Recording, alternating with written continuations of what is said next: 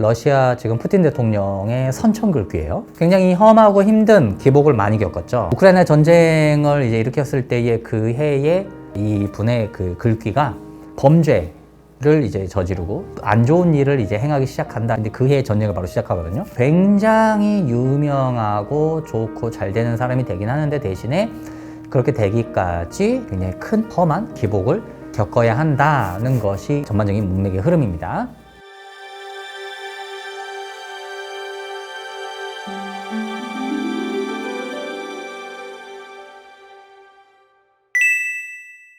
지수사 5요. 밭에 새가 있으니 말하기를 두려워해야 이롭고 허물이 없다. 맏아들은 군사를 거느리고 동생은 주장이 여럿이라 고든데 흉하다. 이 호사는 이렇게도 읽을 수가 있어요. 밭에 새가 있으니 말하기를 두려워해야 이롭고 허물이 없다. 맏아들은 군사를 거느리고 동생은 시체를 술에 실었으니 고든데 흉하다. 이게 뭐냐면 밭의 새는 곡식을 먹어서 이제 백성에 해롭죠. 하라기수나 이제 이런 데서 새가 등장을 하면 새는 피해를 끼치는 존재라고 이렇게 이해를 하시면 돼요, 일단은. 그래서 새를 잡아야 되는데 왕은 직접 새를 잡지 않고 군사를 시키죠. 이효는 그래서 사람을 잘 써야 흉하지 않다는 뜻이에요. 근데 군사를 쓰면서 나가서 새 잡아와 이랬는데 소인도 같이 쓰면, 자, 하라기수에서 소인이라고 하는 것은 흉한 존재를 이제 대표하는 글자죠. 근데 소인도 같이 쓰면 시체를 싣고 돌아오는 그런 흉함도 동시에 생길 수 있다는 거예요. 협자로 한번 가볼게요. 협자는 몸을 나아가게 하고 도가 있으며 공로를 세우고 덕이 있다. 도라는 글자가 등장을 하면 내가 뭔가 깨달음을 얻을 만한 일에 직면을 한다. 자, 이런 것이 있고, 자, 도라는 글자가 등장을 하면 고독하고 외로움을 한 시기 동안 보내야 한다는 것도 같이 암시를 한다고 제가 말씀드렸어요. 덕이 있다. 덕이라는 것은 신중하게 나아가 이득을 취한다는 글자예요. 성격이 좋다. 물론 그렇게도 해석할 수가 있지만 하라기수에서는 덕이라는 글자는 꼭 성격이 좋다는 것과 이렇게 같은 이게 말은 아니에요. 덕이 있다는 건 좀 더 이득을 취한다는 느낌이 좀 더 가깝습니다. 저쪽의 움직임에 이에 응하며 먼저는 살피고 후에 바라며 어지러움을 편안하게 하고 빠진 것을 건져서 위험과 명망이 바다와 영토에 대단하게 나타난다. 이제 하라기수에도 이제 밑에다 설명을 붙여놨습니다만 이게 러시아 지금 푸틴 대통령의 선천글귀예요. 저쪽의 움직임에 이에 응하고 먼저는 살피고 후에 바라며 어지러움을 편안하게 하고 빠진 것을 건진다. 자, 푸틴 대통령이 살아온 인생이 굉장히 험하고 힘든 기복을 많이 겪었죠. 그런 걸 보여주고 바다와 영토에 위험과 명성이 대단하게 나타난다. 실제 이제 푸틴 대통령의 운세의 흐름을 보면 우크라이나 전쟁을 이제 일으켰을 때의 그 해에 이 분의 그 글귀가 범죄를 이제 저지르고 안 좋은 일을 이제 행하기 시작한다. 자, 이런 문장이 등장을 해요. 근데 그 해에 전쟁을 바로 시작하거든요. 이 협자 글귀가 나오면은 이제 굉장히 유명하고 좋고 잘 되는 사람이 되긴 하는데 대신에 그렇게 되기까지 굉장히 큰 험한 기복을 겪어야 한다는 것이 전반적인 문맥의 흐름입니다. 위험이라는 글자가 등장을 하면 사람들한테 내가 좀 무섭게 한다는 그 의미가 함축이 되어 있어요. 이 글자에. 왕이 높이 앉아있는데 무서워 이런 거예요. 좀 두려운 존재, 뭔가 좀 범접하기가 힘든 존재, 가까이 가기가 좀 어려운 존재, 좀 이런 느낌이 있잖아요. 그렇기 때문에 위험이라는 글자가 등장을 하면 좀 어려운 사람이라는 느낌이 있어요. 그래서 만약에 이런 사람이 권력과 힘을 갖게 되면 다른 사람들한테 되게 세게 하는 글자예요. 이 위험이라는 글자 자체가. 불협자를 가보죠. 불협자는 혹촌과 근교에 거처하고 밭과 동산과 재물과 가축을 소유하며 배우고 물음이 있고 권세에 권병이 있다. 촌과 근교에 거처하고 밭과 동산과 재물과 가축을 소유한다. 자, 부자예요. 촌과 근교라고 하는 것은 중심부에서 살짝 떨어진, 수도권으로 치면은 경기도의 약간 외곽 이렇게 되고, 서울로 치면은 서울에서 약간 중심부에서 살짝 떨어진 좀 이런 느낌을 가리키는 글자입니다. 거기에서 밭과 동산과 재물과 가축을 갖는다. 자, 밭, 동산, 재물, 가축, 소유, 갖는다 해서 5번 뭔가를 소유한다, 갖는다는 말이 등장을 해서 부자가 된다. 자, 이런 말이에요. 그래서 실제로 이 문장이 선천글귀에서 이렇게 등장을 하신 분들은 아주 부자는 아닐지라도 어떻든 좀 가진 게 많다는 느낌이 있어요. 배우고 물음이 있고 권세에 권병이 있다. 자, 배우고 물음이 있다, 학문이 있다는 거, 이분이 공부를 열심히 한다. 한 시기 동안 공부를 열심히 해서 어느 일정 수준의 학력을 취득을 한다. 뭔가 기술을 열심히 배워서 일정 수준 이상의 어떤 재주를 갖게 된다. 이런 거예요. 권세의 권병이 있다. 내가 사람들 위에 서서 힘을 부릴 위치로 간다. 자, 이거요.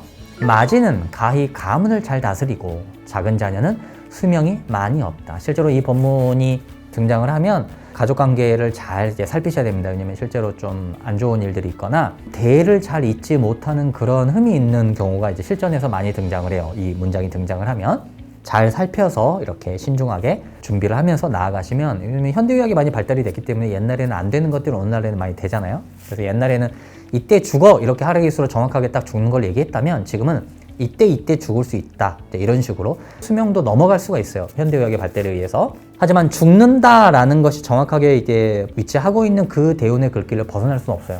이게 이제 하락기수의 단점이라고 저는 얘기를 하는데, 사람의 수명을 보는 게 생각보다 너무 쉬워서 돈을 언제 벌기 시작하고 또 언제 망하고 이런 걸 보는 게 너무나 쉽게 보이는 것처럼 수명 역시 그렇게 쉽게 보이기 때문에 저는 이것을 하락기수의 되게 단점이라고 생각을 해요. 하락기수 자체를 읽으면서 아, 이거는 마음에 안 들어 이렇게 하신 분들은 하락기수를 보지 않는 게 전 좋다고 생각을 합니다. 저는 항상 인생은 희망이 더 중요하다고 생각을 해요.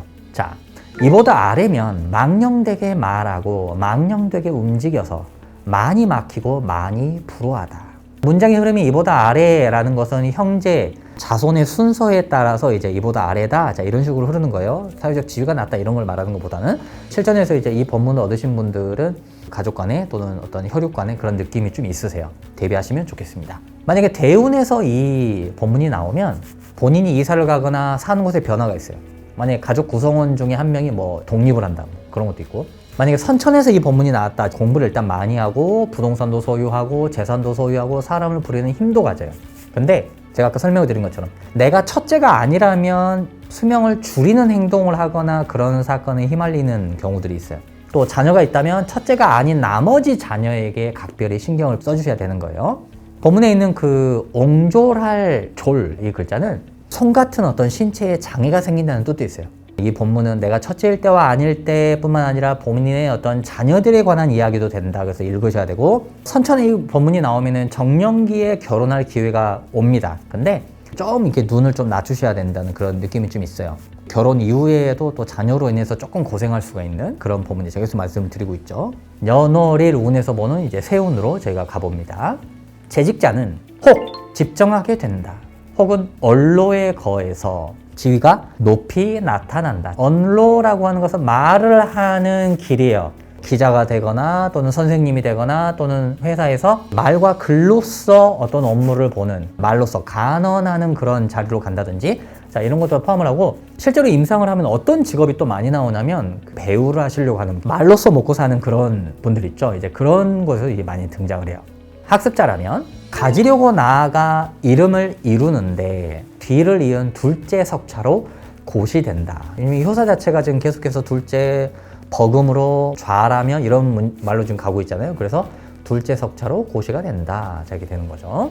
일반적이라면 경작지의 세금이 나날이 증가하고 가축과 짐승이 나날이 번성한다. 너무 좋네요. 만약에 연운에서 이 본문이 나왔다. 그러면 내가 과감하게 나아가서 재산을 취득을 해야지 라고 하셔도 되게 좋을 것 같아요. 연월일 운에서 1차적으로 적용이 되지만 대운에서도 적용이 되기 때문에 대운에서도 이 본문이 나왔을 때에 마찬가지로 돈을 한번 벌어보자 라고 나가도 이제 잘 되는 거예요. 다만 책무를 맡기는 위임에 있어서는 마땅한 사람을 얻으면 계책이 따르고 뜻함을 얻지만 모름지기 소인과 자녀의 액을 막아야 한다. 소자라는 글자는 작은 사람, 작은 자녀라는 말도 되지만 이 글자를 따로 떼서 보면 소인과 자녀로 인한 액을 막아야 한다도 되는 거예요. 왜냐면 굳이 하락에서 소자라고 한 데는 이유가 있는 거거든요. 소인으로 인한 재앙, 즉 어둡고 음험한 곳에서 일어나는 험함을 대비해야 해요. 자, 이것은 일에서도 당연히 그러하고 연애와 결혼에서도 당연히 그러해요. 또한 자녀로 인한 어떤 애군, 힘든 일을 막아야 한다, 대비를 해야 한다는 거죠. 원문으로 가보죠. 자, 시입니다. 새들이 밭에 지어진 벼의 영토에 배반하여 들어오니, 새는 뭔가를 먹으려고, 곡식을 먹으려고 하는 존재이기 때문에 별로 좋은 대상이 아니에요. 다 마땅히 명주실로 묶어야 해칠 의도를 잡는다. 하루아침에 하늘에서 하사되어 아름다운 소식이 당도하니 공로와 업적의 품계와 공운이 일만 나라에서 으뜸이다. 은혜는 원망을 이루고 원망은 은혜를 이룬다. 둘이 서로 번갈아 화합하는데 밖에서 생기는 재앙과 허물이 두렵다.